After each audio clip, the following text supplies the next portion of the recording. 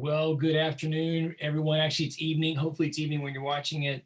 It is Thursday, the 17th. And in I guess the joy of using the technology has allowed me to correct an error on my part in that COVID brain, I suppose, just ended up with a conflict with our work tonight. Obviously, I haven't been in person. I would have had to just cancel in total. But Becca sweetly allowed me to make this recording, go ahead and get the session in. I thought it was really important for us to continue our work. I'm gonna go ahead and share my screen and we're gonna dive right in. Again, I wish I could be there with you live, although I'm not there live. Guess what? Kim is getting the vaccine. You know, she's a nurse at Advent Health. She's getting the vaccine today. Maybe it's going to be a Westminster soon. That would be wonderful if it was, so that you guys could begin to be better protected. And then maybe soon enough, we'll be able to open back up sometime in 2021. But COVID brain ended up with the conflict, but I definitely wanted to finish this series and not stretch it into January. We're going to take the next 2 weeks off. It's going to be good for me and hopefully good for you. And on January 7th, we're going to pick it back up again. And I'm pretty sure we're going to stay in Europe, and we're going to look at what was happening in Europe in the same time period we've looked at the United States. I'm not sure we're going to do it one series or two series, maybe three series. We'll see how it works out. We'll kind of work our way through, and I'll have more information for you that you can see through all the information that Becca sends to you guys. So we're going to dive on in. It's afternoon for me, but you're watching this in the evening or whenever you're going to watch it, and hopefully it brings a nice conclusion. I thought as I worked on the series, I would say, I don't know that I actually have a great conclusion in the sense of, ta-da, there's the end. I want to remind ourselves, like, why am I even looking at this series? Well, it came up because of what we did the previous two series. So we worked our way through the Civil War in the United States, focusing on the Civil War, but we did the background leading up to it. And we saw in there some issues like with Andrew Jackson and others that began to raise questions and concerns and thoughts about what kind of government do we have? And really, although the Civil War is clearly connected to and maybe on a foundation of the issue of slavery, at the depths of it, in my opinion, it also importantly is about the question of what does it mean to be in a republic? Well, that question is kind of where we find ourselves even today, although people wouldn't say, if they were being asked in the year 2020, what does it mean to be in a republic? They'd be talking about, well, what does it mean to be in a democracy? Because that's what we've all been taught. Most people on the street will tell you they live in a democracy. The founders clearly did not set up a democracy. They're very intentional about this. And so, you know, the idea that the two words are either synonyms or it's only understood that a democracy is what we do, right? Which the Athenians, as we saw from last week, would rise up, if not in anger, at least and go, I'm confused. Because clearly what you guys do in the United States does not allow the demos, the people, to directly control what happens, because we saw for the Athenians, the democracy was all the people vote on all the issues all the time. There was a smaller group of 500 that set the agenda, but even they were elected, first of all, by all the people. But also they, those agendas could be changed by the ecclesia, the assembly. So in Athens, all the people could vote. Now, not all the people living there got to be citizens, and that raised a whole different question about citizenship. That's not the point. In our own country, through the 1800s, it was clearly understood we were a republic, but in the 20th century, something changed. And so I really wanted to try to understand that change, but it didn't do, in my opinion, any good for us to say, well, here's what's happened, as if we're shaking our finger at modern Americans, but really to say, well, are we clear what the Romans and the Athenians did? Maybe I'm wrong, and the Romans and the Athenians did the same thing. There are moments, particularly in the Athenian journey, where you can see with Draco and Solon, I would suggest, that they did have a similar structure to what the Republic looked like at the end for the Romans. But then again, the point is they kept going, right? And so they end up with Clisthenes after Pisistratus and the tyranny and the coming of the Spartans supporting Asagoras, and this idea of wanting to reconstruct the power pyramid. And the Athenians are like, no, we want to affirm the demos. And the people rose up. So, it's kind of interesting to me that we're kind of in this spot. And I told you for week one, we're going to come back to this slide at the end of today's session. I told you in week one that you saw this in the 2000 election. That's when it really blew up. You didn't really hear about it at all during the 80s, Reagan, Bush, and then Clinton in the 90s. In the 2000 election, it came up, and the frustration that people said consistently for Bush's all of his 8 years, well, certainly for the first 4, was an attack that he wasn't legitimate. He had not legitimately been elected because he did not win the popular vote. In other words, in people's minds, the popular vote was the most important thing, which, if we lived in a democracy, would be correct. But since we don't live in a democracy, then it's not correct, right? It's not the right way to think. And so this confusion, got me frustrated as an educator, and really began to stress this to my students. On my blog, I wrote articles about it, continued to write articles all the way up until I quit writing those articles in 2018, and in which I continue to try to stress the confusion is what causes consternation and churn.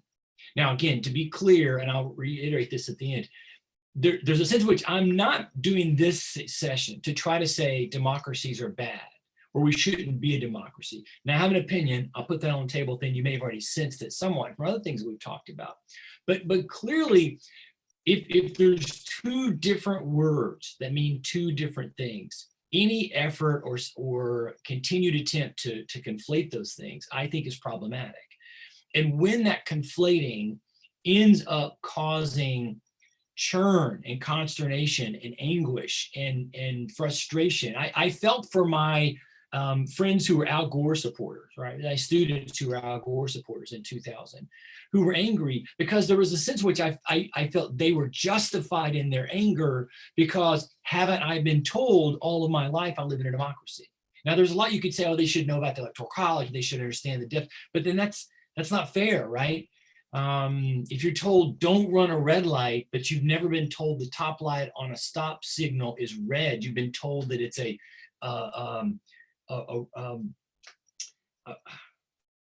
darker shade of yellow because yellow is the best color, right? So when I'm talking about yellow, and it's kind of a shaded yellow, and then you got to take it. You ran the red light. Well, I don't even know what you're talking about. You can get the frustration there, right? And so this is where it kind of got me going. So I wanted to dive in. So today, what we've done in week one, we looked at Rome. So if you haven't watched that, please go back and watch that one. It's useful, I think, and how the Romans built their republic. And then last week, we talked about the Athenians. And both of these lasted about 2 centuries in development.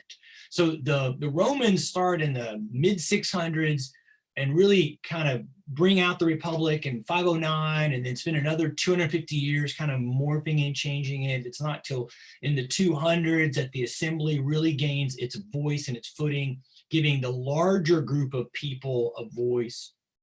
The Athenians end in the 510 to 507 period, really with Cleisthenes taking over. I understand Pericles later is an important step in the journey, but he's just really living out what it means to be the leader of a democracy.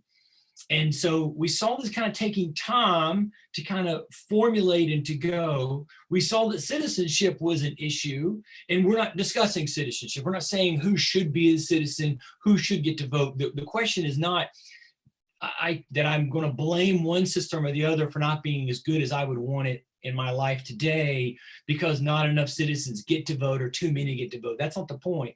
The point is that these two governing systems were the anomalies, and they remain the anomalies in human history. The human species has this love affair for being under control. It's a weirdest thing. At least in this, I think both of these two systems would show this. In fact, one of the things we often hear in modern times is, oh, well, democracy is what everybody wants. Well, clearly that's not the case because they're so hard to keep. Now, they can be hard to keep because the powerful and the elite and the wealthy will seek to gain more power to themselves. True, but they're also hard to keep because the people grow lazy, because it takes effort. Franklin famously said to a woman after the Constitution, or that may be apocryphal, but I think he said it, when she said, what kind of government do we have, Dr. Franklin? Is it a democracy? And he said, no, it's a republic if you can keep it. This is why Adams and so many of the founders stressed this, but Adams talked that we needed to have both knowledge, meaning education, and virtue, meaning he would admit Christian morality, but some level of agreed upon morality of a spiritual dimension to maintain this thing, because it can't just keep going on its own. It has to be managed by all, not by a few. Because once you say, well, it should be managed by a few, you've gone back to the power pyramid. I don't have to be in charge. I don't have to know anything. I don't need to participate. I don't even need to vote. I don't care. Well, okay, but then that's back to the power pyramid. So it's the anomaly that these two cities, Athens and Rome, structured their governments this way because nobody else did it. There's nobody else in antiquity who tried this. Every other place was that power pyramid. Remember I told you in week one, that's my way of describing kind of, I think I've got a slide here that shows it down here. I'll come back. Here in the bottom corner, can you see that? You know, that basically there's a power pyramid at the top of like central control from someone, and it's almost always a one, and it's almost always, it's always a male. And it's one of four types, either the strong man, the person who can kill everybody else, so everybody is afraid to some degree, the rich man, so the guy who can buy military protection and that kind of a thing, or the holy man or the wise man, although these latter two rarely are in charge. I mean, you think of Solomon being the wisest man, so yes, he was also the richest man, but you typically can see the strong man or the rich man using the holy man or the wise man in some kind of a consultation type process, right? But so the system worldwide, and after these two fall, because they do fall, they are unable to maintain themselves, you see the reestablishment of the power pyramid. When the Macedonians conquer Athens, Philip and then his son Alexander are the single leader. There's no, I mean, they had a form of voting, but it was a larger scale empire. There was no real vote. The demos, the idea of democracy, was dead. Yes, the Romans completely eliminate direct citizenship, 150 years later or so, but really their democracy died early. So they really only kept it for 100, 170 years, depending on, where you're counting, kind of a thing. And they didn't get it back, right? They didn't try to get it back. There's no effort to get it back. There's no reestablishing of it. There's no clamoring for, you don't have the people kind of chafing under the leadership of an Alexander or later the different, people who took on after Alexander and the Romans, right? Within the Roman people will lose theirs as well. In both cases, I would say both countries or city-states or nations, whatever you want to call it, fell both due to internal and external issues, right? So the external issues is the dealing with war and crisis and battle but I think the internal is the most damning, right? It's that, again, like Franklin said, it's if you can keep it. And it just takes too much effort. It's easier to be lazy. I mean, there's a sense in which, and maybe now that I'm past my 50s, I don't think this way, but maybe you don't either. But I remember being in my 40s, sometimes thinking, I wish my dad could just come handle this. And maybe that's lazy. I'm not really sure. Maybe it is something connected to our species, that we really do want a father figure, which may be an allusion to kind of how we feel about God or gods or religion. And this is, we really do want it, even if we mentally try to reject those things. But regardless of where you find it, this part is unassailable. The human seemingly feels very comfortable under the leadership and control of others. I would suggest you saw this in the previous 4 years, with Republicans very happy with President Trump making executive actions. And you saw it in the previous 8 years to that, with Democrats also equally very happy when President Obama just made executive actions. Those are a tiptoe step away from dictatorial type rule, not in an evil way from either man, although you might not like either man, but just the idea that, they just decided, I'm just going to do it. I'm just going to write it off.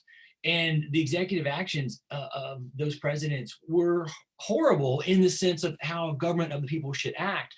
And yet you never saw any of their own supporters call them to task. Not really. I mean, a few here and there, sure. So the Romans lost theirs. Certainly the Punic Wars and the expansion of the empire was problematic because then you really had the challenge of citizenship.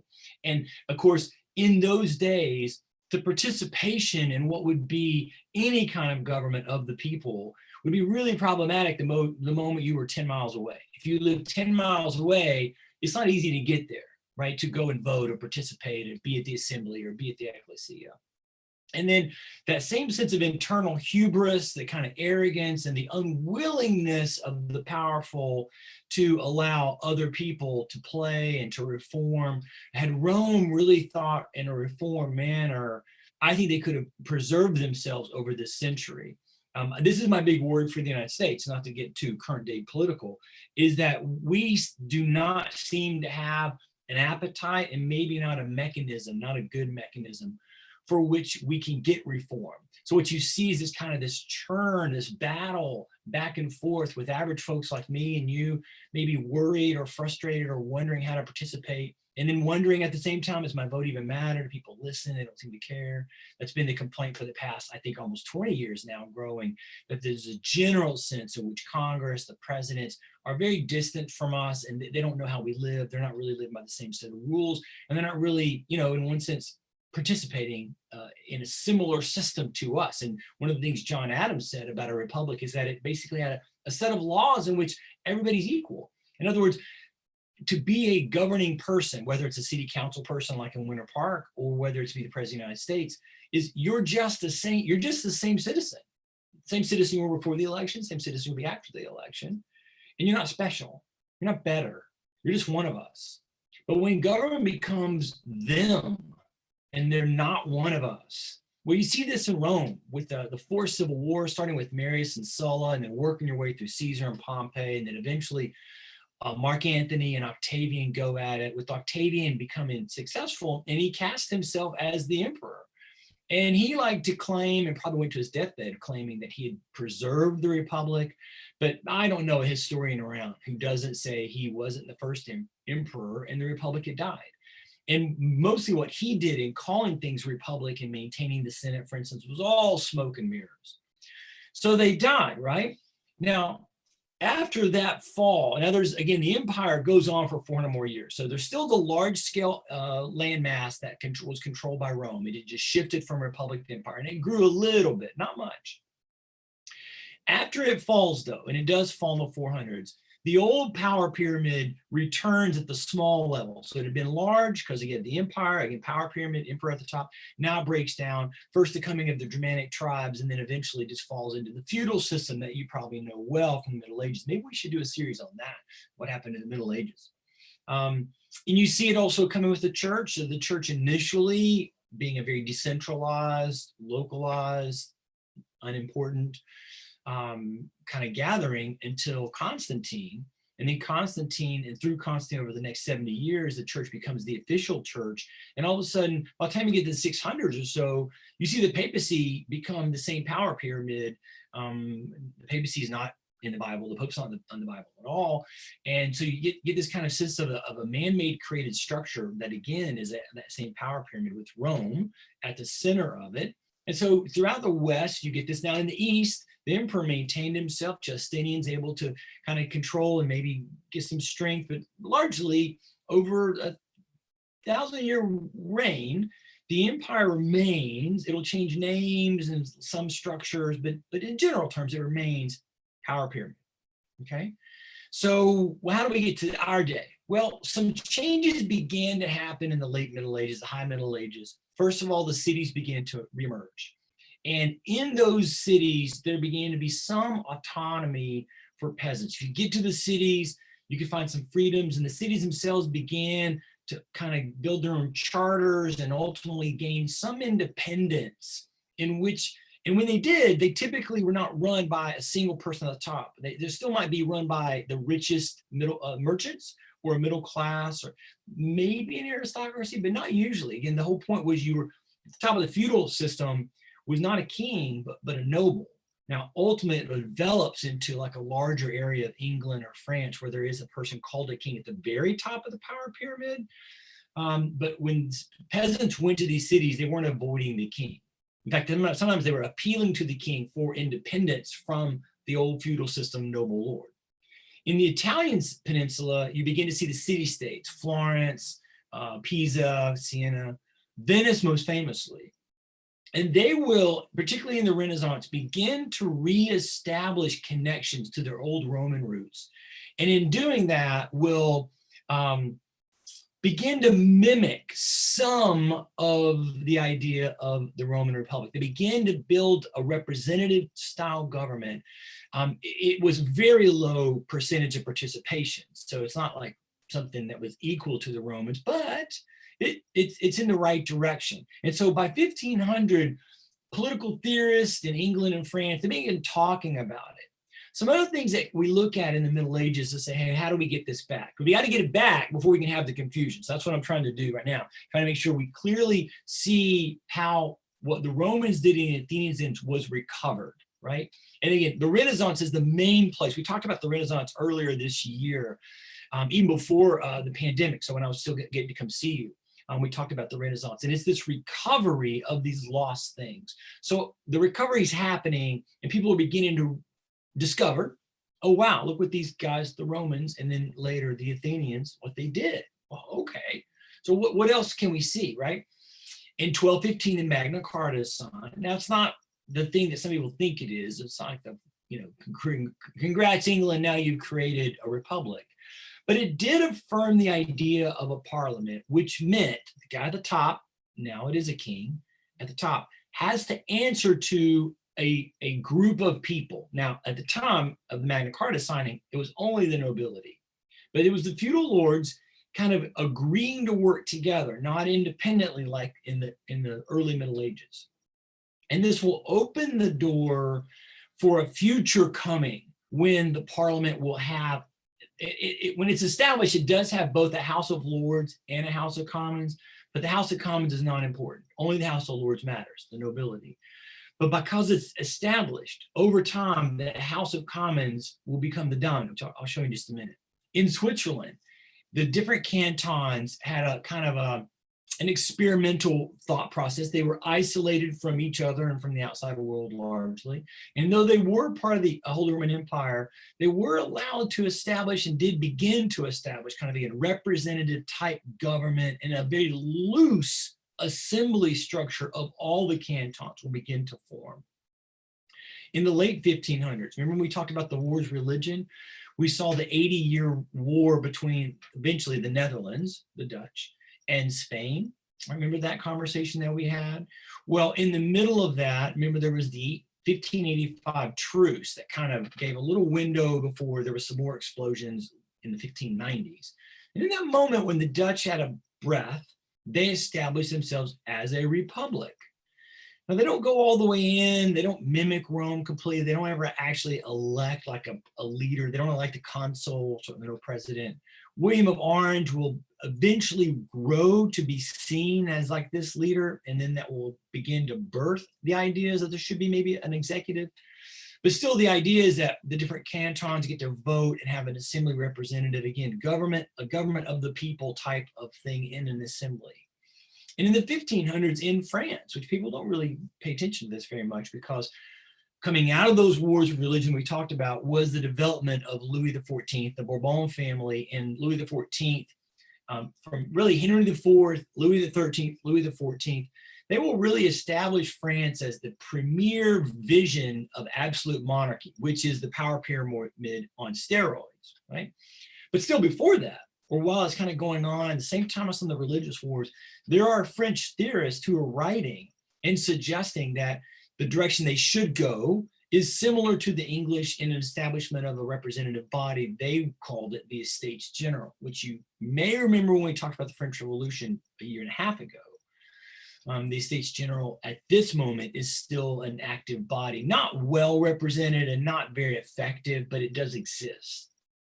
So in England, coming out of the Renaissance, you then come through the leadership of Elizabeth I and into that century of revolution of the 1600s, which is so important for our own history In that time, they're going to have two more civil wars. They already had one in the 1500s, the War of the Roses.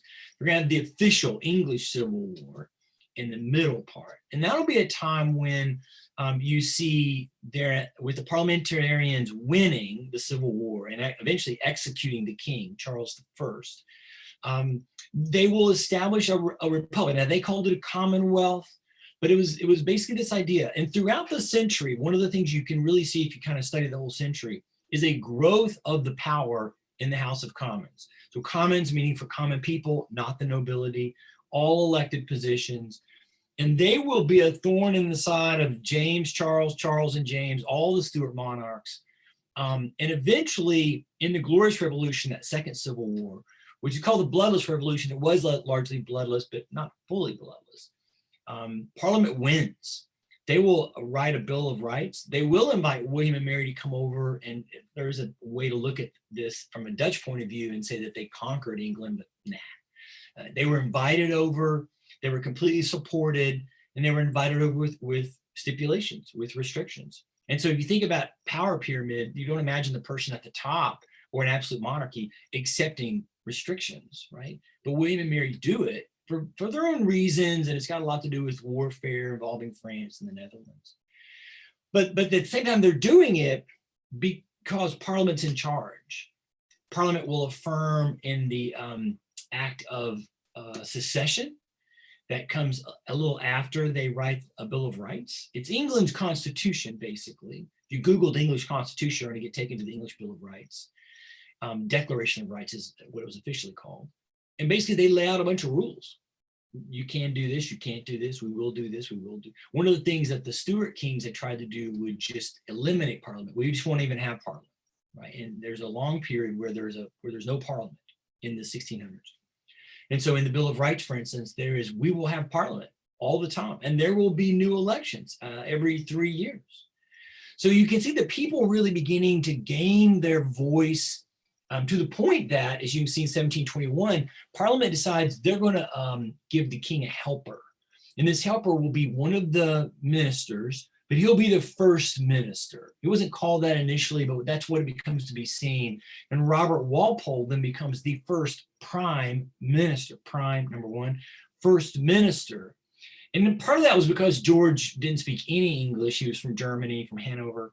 But, still, they wanted to have somebody to guide him. And you begin that process, which over the next 300 years, obviously almost 300-year anniversary next year, and in just a few weeks, actually. The idea of the prime minister is really the lead executive in England, not the king or queen, not the monarch.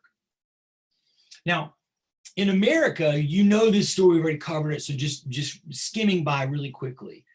Once the Glorious Revolution happens, the English colonies really were given a free rein. This is known as the era of benign neglect. And it wasn't really neglect, it just was the kings didn't care, and neither did Parliament. And so because nobody cared, the people did what they do, a government of the people. They looked back at things like the Mayflower Compact and the writings of the Puritans and thought, we can just establish our own thing. And what did they establish?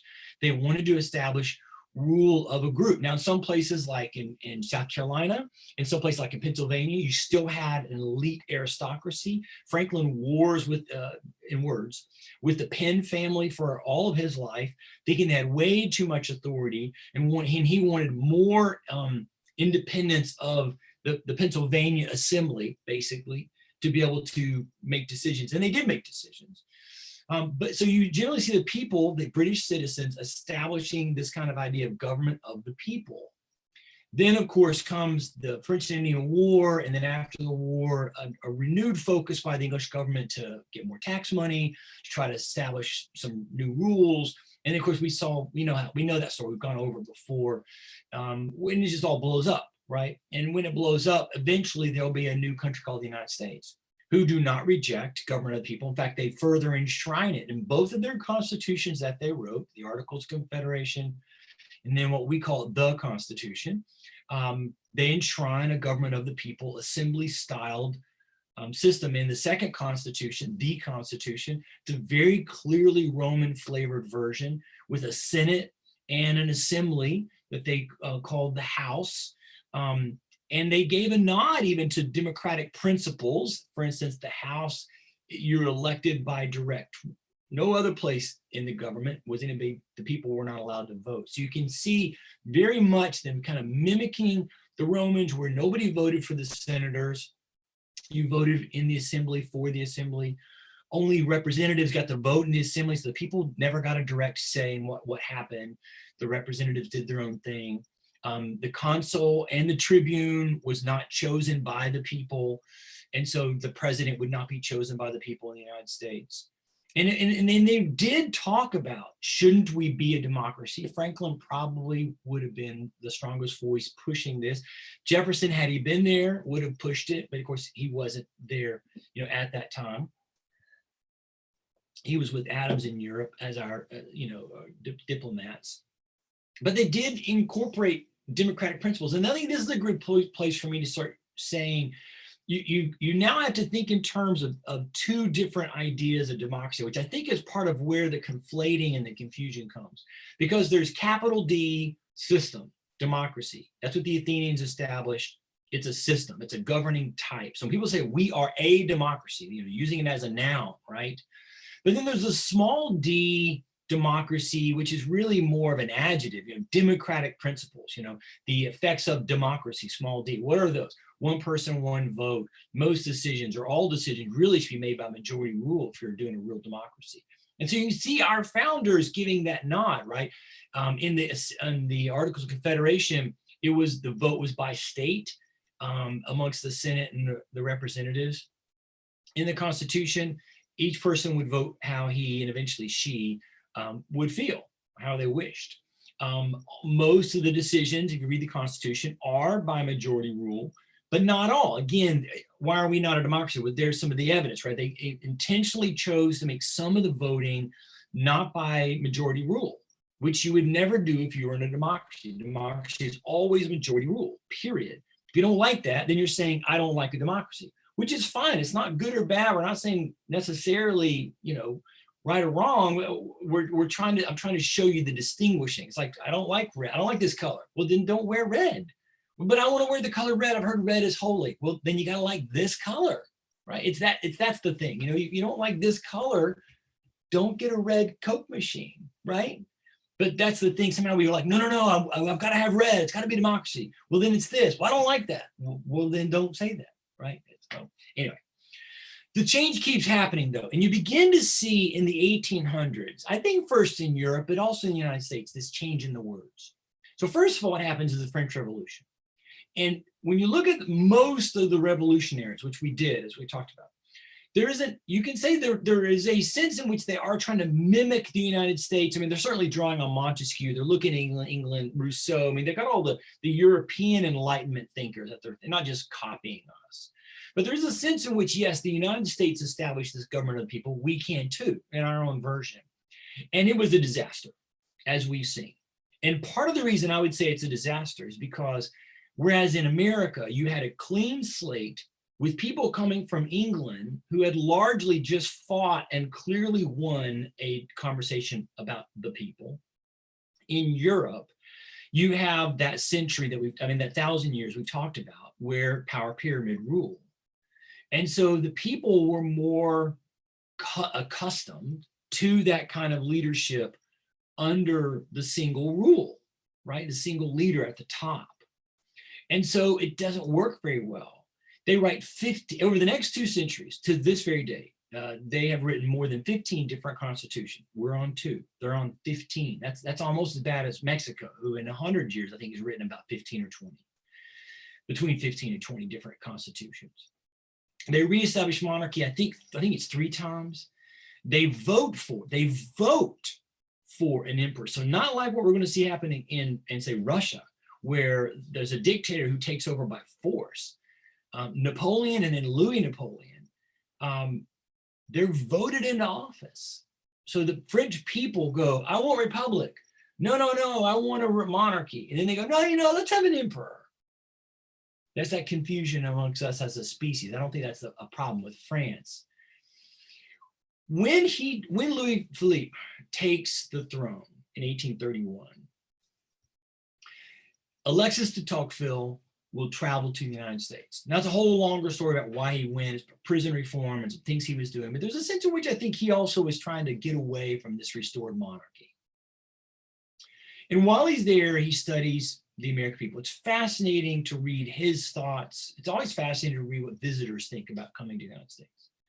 And as you probably know, famously, in 1835, he publishes Democracy in America. So the fact that he chose this word has always really captured me, because there's a sense in which I'm like, why would he not have said republic in America? Well, part of that is connected to Jackson. So he comes, to Tocqueville comes when Jackson's in his last year. And so he's coming to an America that has just had really 12 years of Jacksonian debate about who we are as a government. And as you may remember, we talked about, it's under Jackson that the word democratic becomes more emphasized. Remember, our first political parties were the Federalists under Hamilton and the Republicans under Jefferson. But there were groups called the Democratic Republican committees. It's related to the French Revolution. It's related to Jefferson's battles with George Washington. There's a lot more to it. So there were groups called the Democratic Republican, but they were like the Jacobins, if you remember that we studied the French Revolution. But they were not the party. But Jackson, upon losing the 24 election, where he basically says, I got screwed because I got the most votes, and hey, in a democracy. So he reforms his followers to be the Democratic Republicans. And when he wins in 28, it's the Democratic Republicans who win. And by the time you get to 32, 33, I jokingly say, basically they and newspaper editors got tired of having to write out Democratic Republicans and just went with Democrats. And Martin Van Buren plays a key role in kind of establishing the party, right, under that term. But so this is where you get this emphasis on Democrat and democratic when de Tocqueville comes. Now, when you read de Tocqueville, what he basically writes about is government of the people in a representative form. In other words, what he writes about is the republic, but what he calls it is democracy. Jackson does not establish a democracy.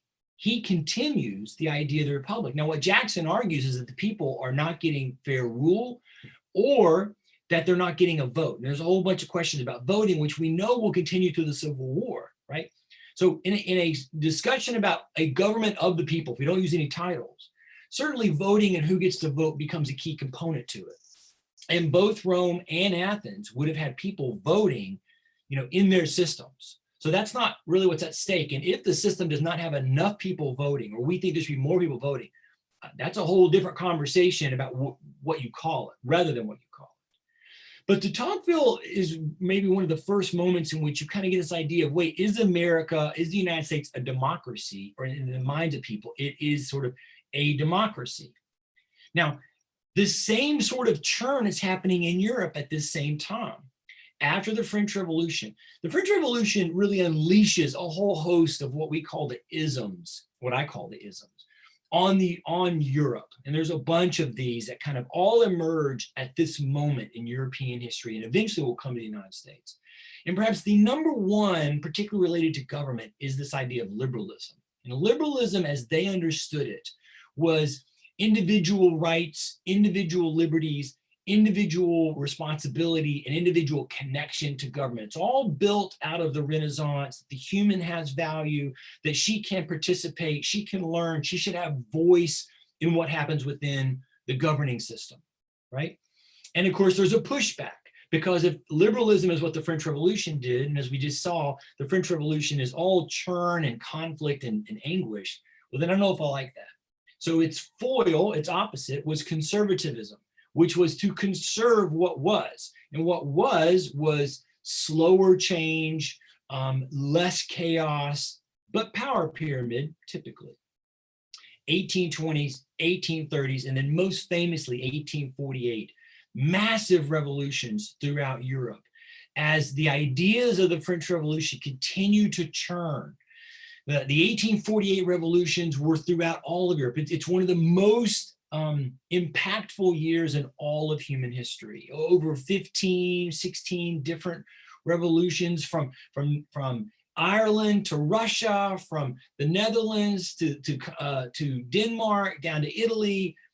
throughout the Ottoman Empire, throughout the Austrian Empire. You've got this kind of explosion. And it wasn't always around liberalism, it's sometimes around nationalism, and the two start getting blended together, particularly in places like Hungary, Italy, the German states. But ultimately, what we can say is people are asking for more ability to contribute to the governing system. They're asking for government of the people. So even though typically we say the revolutions lost, right, or the revolutionaries lost, there were no major changes except in England, as I'm about to show you. Even if we say that, right, the idea is being deeply planted that the people should have a right to their own governance, which again, we affirm, right? We say, yes, that is true. Jon Stewart Mill becomes an important voice at this moment, or in the same time period. He's an English theorist, and he writes Considerations of Representative Governments. And I like to mention Mill here because he's maybe one of the first that really clearly is conflating the two concepts. Because he talks about how we need democracy, but it needs to be representative because the size is too large, basically. So he basically says, I want democracy, but I want the system to be republic. And I'm just like, wait, why would you say it that way? Why would you just say you want republic? I don't really know why he doesn't want to just say, I want it to be a republic and just emphasize that. We need government of the people. The Roman method is the right method. Let's do it like that. Clearly, that's what they were doing in England with the House of Lords, like the Senate, and House of Commons, like the Assembly. And now, at this point, with the Prime Minister, like the Consul or the Tribune, like our president. So clearly, they were already choosing that method. Why they needed to emphasize the word democracy escapes me, except it was definitely by this point growing to be seen as more virtuous, perhaps, and a synonym. I think in Mill's thinking it's the same. You get a little bit of that from Montesquieu. If you read Montesquieu, it seems like he maybe, and he's obviously almost a century before, where he's almost thinking in terms of it could be, either one word you can use there. In England, as they watched Europe go through these explosions, they wanted to avoid the same, and they do primarily by letting off the steam. It's kind of like shaking up a Coke bottle or a champagne bottle, and then you open it super slow. So the steam is able to escape without making a huge mess, which you probably have done before. And this series of acts you can see here, in the on the chart there, are a series of moments in the 19th century in which the English make massive reform efforts to both expand the voting and expand the number of seats in Parliament. So there's more. Remember, when we talk about the American Revolution, one of the things that I told my students, and I think I told you guys, is ultimately what's happening there in 1776 is the Americans are arguing for new definitions. There's nothing wrong with new definitions. And if we want new definitions today for a governing system, that's great. I just don't like it when we have two words and the new definition you want for word A already exists for word B. But if we want a new word, which may be what we need, then great, let's do that in the year 2020. Maybe that's what we need to get to. Our new definition as related to governance was that representation needed to be more numerous. So yes, we had property restrictions for our voting for citizens, and women are not allowed to vote. So yeah, it's not perfect, but there was so much available property, basically everybody got to vote. If you wanted to be a voter, you could be a voter. Very few people were in a position where they couldn't vote because they didn't have the ability to buy land, because you can get land anywhere. And they did get land anywhere. So many people voted.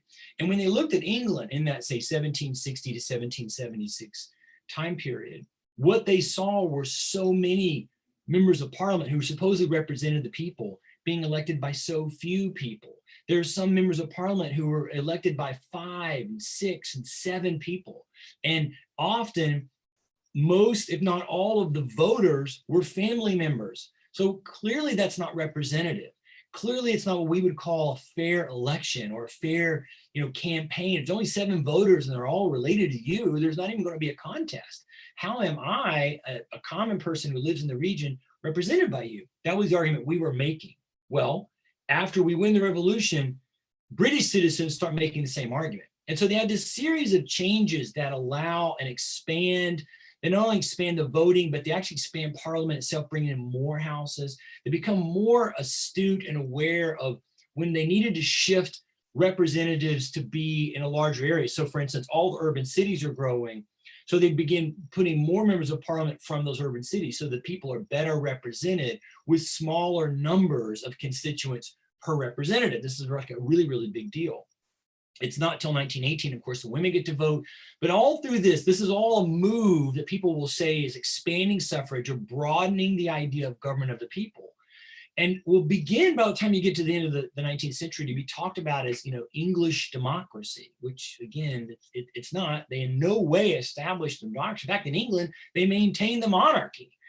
So it's just one of those like, wait, how are you getting to say that? But these reforms are very important, and it allowed England to both expand in its citizenship and expand in who gets to participate, but also avoid the chaos of, of this map, right? They're not, there is a problem in Ireland, but that wasn't necessarily the same kind of issue for England. So they're able to avoid all those crisis points as they go through.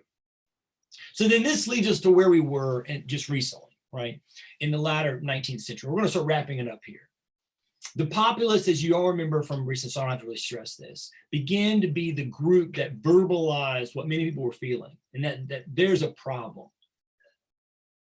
The country, the United States, had changed so much post-Civil War that there was this growing separation, growing issue with the cities, with the rich, with the industrialists, with the railroad, these kind of crisis, civil rights issues. And their solution was, in this political party, was to craft a platform to deal with it. But all of it rested on a more involved government. And yet, of course, we talked about that they had various enemies. And so one of the enemies was corrupt government. Well, how do you, that makes no sense. And then, of course, we saw that their solution was more democracy.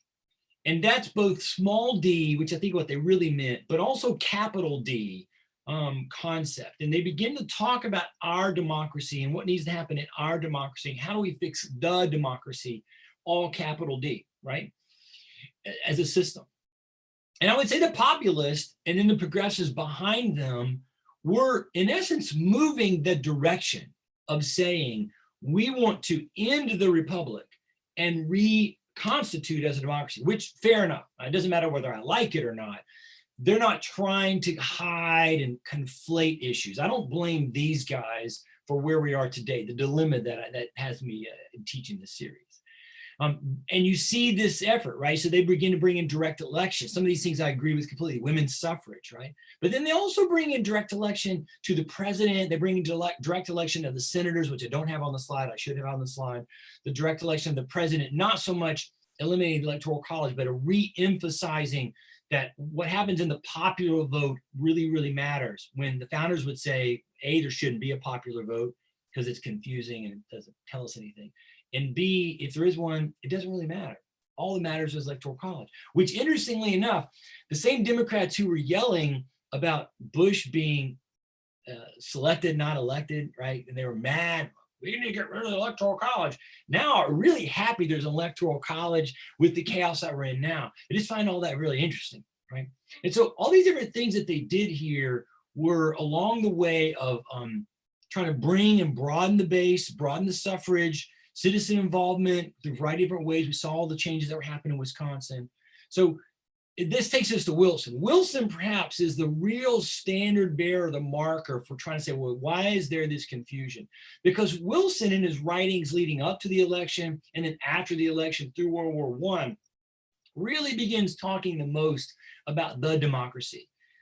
He emphasizes that the war is about protecting and expanding democracy, that the United States, he says in his war message in 1917, will enter the war to make the world safe for democracy, capital D, democracy. It's interesting seeing his impact even when you look at, say, Theodore Roosevelt. So I've read several of Theodore Roosevelt's speeches. When you read his speeches, they almost exclusively are talking about the republic. When he mentions the government or the United States, he mentions the republic, the republic, the republic, the republic. Till you get to about 1910. Then you start seeing him talking about the democracy, the democracy, the democracy. And through the rest of his life, sometimes his speeches, he didn't give that many speeches after 1910, but some of the things he writes and says is about the democracy, right? So Then you get Wilson's role in the Treaty of Versailles, which is really an important moment because there's a sense in which he's able to sort of push the governments of the world to what Wilson called a new world order, in which we would eliminate the problems of the war, which he and others blamed on power pyramid rule or rule of the elite, rule of monarchies, and the world to be so much safer with democracy. There's a historian who I show this video of Wilson's life for my classes, and there's this historian who's basically quoting Wilson and quoting some of the thinkers who says, you know, a world of democracies will be a world without war. We'll come back to that in a moment. But that idea is kind of enshrined in the League of Nations and the Treaty of Versailles, which I think now 100 years later, we would say to disastrous effect. But again, we're trying to see where's all the challenge and the change come. I got to hustle up here. Well, one of the things that happens is in the interwar period and then Cold War period, the term democracy coming out of Wilson's usage becomes kind of the go-to propaganda word to kind of cast the difference between us and what was happening in Russia, Italy, Spain, and Germany. In all those states, you were seeing the rise of the dictators. And in Stalin and Franco's case, dictators by force, Mussolini and Hitler, dictators by election, much like Napoleon, Napoleon III, you know, they're elected into office, but then once they're in office, things would go sour quickly and control and all that kind of stuff. So there's this kind of definitional use of democracy rather than republic. Maybe PR people like the fact that it's a D word versus a D word. FDR will pick this up. Of course, he picks up a lot of stuff from Wilson. He kind of carries it forward, all the progressive stuff, all the more activist government stuff domestically. In December of 40, the year before Pearl Harbor, he gives his Arsenal of Democracy speech in which he talks about how we're basically going to take over, the government is going to have to take over industry. We're going to call on industry. He doesn't really go hardcore until early 42, but call on industry to really quit making stuff and be like government today asking Apple to quit making computers and you know, Microsoft quit making the Xbox game system and quit making the phones. I know, you know, all the guys, we need you to make these things that are about our war effort to win some war, right? Some great struggle.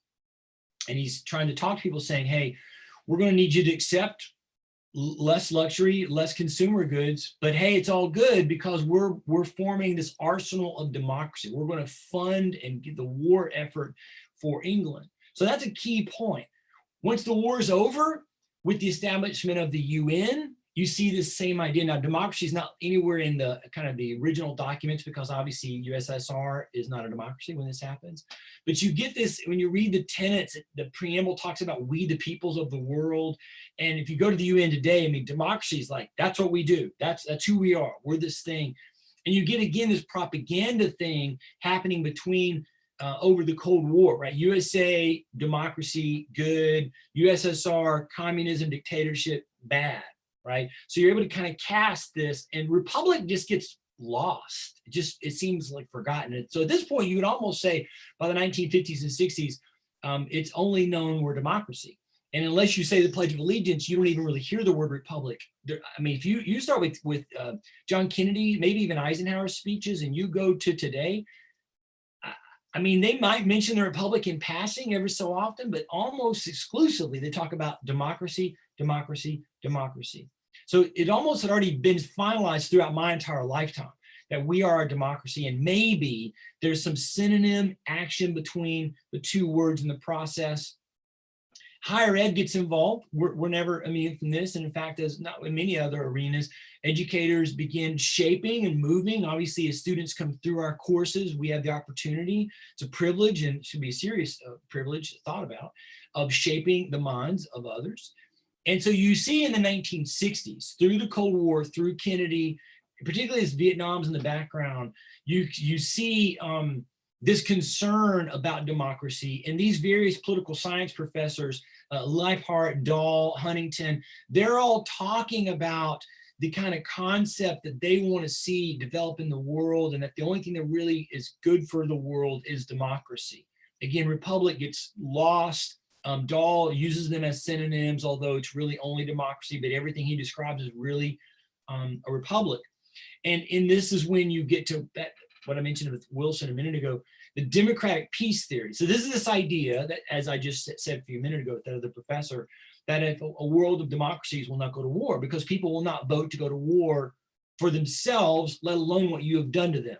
Now, I would suggest if you look at the last 100 years, that's completely false, that there have been several democracies who've gone to war and people have voted to go to war. They've been eager to go to war. But people get mad when I say that. No, we're no major war. I'm like, well, that's only because it's not major to you because your country's not in it. I know what they're talking about, but there's more I could say there, but I won't. But what's interesting when you look at the DPT is that I think it actually shows the error, right? One of the principal foundations when you study the DPT is Kant's perpetual peace.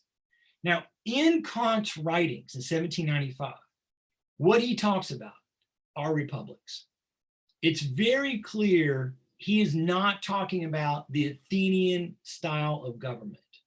So you can see between Kant and now, people like Jon Stewart Mill and others are having to work overtime to kind of say, well, we really mean democracy, even though we're describing republic. We want you to understand the word democracy. Again, there's a little bit of a flabbergasted stance I have. Where I'm like, I don't know. I still don't get it. I'm not certain why they feel like they need to use the word democracy as if it's wholly just and pure. I would suggest that it's not, which is a whole different conversation. But it's interesting when you look at DPT. So academia plays a key role. Then comes Reagan. So Reagan, as you remember, was highly supported by most in America, not everybody. And there's a lot of people who were Democrats at the time who still find Reagan to be a terrible president and think that he was horrible for civil rights and horrible for, if not for civil rights like within people of color, but certainly the rights for the poor, and really emphasized kind of the rich and the successful at the expense of those less successful. That's a different conversation whether that's true or not. Or they didn't like his way of winning the Cold War with peace through strength. But in 1982, in England, he makes a speech, he's in Westminster. It's where he talked about the communism would be on the ash heap of history. You know, Reagan was so great with so many lines. But in it, he talks about that democracy is going to be the way that that's going to happen. Democracy is what's going to cause communism to lose. He doesn't talk about republic. It's almost like you no longer can talk about republic as a system because people won't get it, but you say democracy, everybody gets it. I, again, would contend that everybody gets confused because they do get it, as I'm about to show you. Reagan's efforts in this moment and then through the rest of his presidency began a group called the National Endowment for Democracy. And basically, it's a funding agency, a nonprofit group that still exists today. You can Google it if you want, in which they support, fund, and aid all kinds of non-governmental groups who are working for democratic goals in hundreds of places around the globe over the 30 years they've been doing this. So Reagan wins, he helps win with Thatcher and Pope John Paul II and Gorbachev and Lech Walesa out of Poland are all very important to what happens of Havel and Czechoslovakia, the Czech Republic, to win the Cold War. And democracy kind of becomes this more enshrined as this is what it takes for a fair world. You remember, of course, Bush and Clinton's wars were all cast, Desert Storm, Desert Shield, all cast against this idea of we're here defending democracy, we're here for democracy. George Herbert Walker Bush, George W. Bush, sorry, his war on terror was one about democracy. Arab Spring, I remember this happened during President Obama in 2010, but I remember hearing Republicans going, "Oh, that's all Bush. Bush pulled that off. That's everything he promised. That if we fought in Iraq, we plant democracy in Iraq, look what will bloom." Now, it's going to take some more years to decide if what bloomed out of the Arab Spring was good or not. But what was always talked about was democracy, democracy, democracy, democracy. Now, often what they talk about when they say democracy in those cases, it was just the fact, look, people voting. Remember they showed us videos on the news about the people in the various Muslim countries with the purple on their finger proving that they had voted. So they were establishing or linking voting for a leader as being democracy. The Athenians would say, no, that's a small little piece of the whole puzzle. But ultimately, so then what's our problem? Well, back to this slide. We're almost done. In 2000, the election, I think, shows us how confused people were. Remember all the angers, right? He was selected, not all the anger. about Bush's presidency out of 2000. And as I said before, there's a sense in which I can feel empathetic for Gore and his supporters, because if, like in my lifetime, you've been told we're a democracy, I think their anger proves that people do understand what a democracy is. And then they look at the United States and they're mad because it's not just enough, it's not fair enough, it's not good enough. And I don't think that's a fair accusation against the country, because we're exactly what we said we would be, mostly a republic, and not what we didn't say we were going to be, a democracy. But if you've been told all this time we're a democracy, well, then you get mad. And over the past 20 years, which is why I started writing a lot of the articles I did, and why I've told my students what I've told them. You hear people attacking the Electoral College. You hear them attacking the idea of there should be ID for voting. You hear people attacking whether voting is fair or not, whether enough people are getting to vote. Here in Florida, we voted to allow former felons who have served their time to have their voting rights back. And all that is, again, churning in this sense of, democracy. And I would just suggest that it is confusion ultimately around the idea of what does it mean to have a governing structure of the people? What should that look like? So just to wrap it up, again, I told you when I started this session today, I don't really have a great answer. Like there's an answer. I mean, I'm a historian. My job is to kind of walk us through what we have seen. And in this session, I'm kind of leaning into current events and trying to not be just a political theorist or something. I'm just going to leave it with this last slide here and just kind of end at this point and then put my cards on the table. I prefer to stand with Madison and Adams and many of the other founders that a republic is best. Madison said most famously in Federalist number 10 that democracies are always bad. And the reason he says that they're bad that he didn't like, as here's this quote here, that they become spectacles of turbulence and contention, have ever been found incompatible with personal security or the rights of property. So like I tell my students, well, what does he mean by that?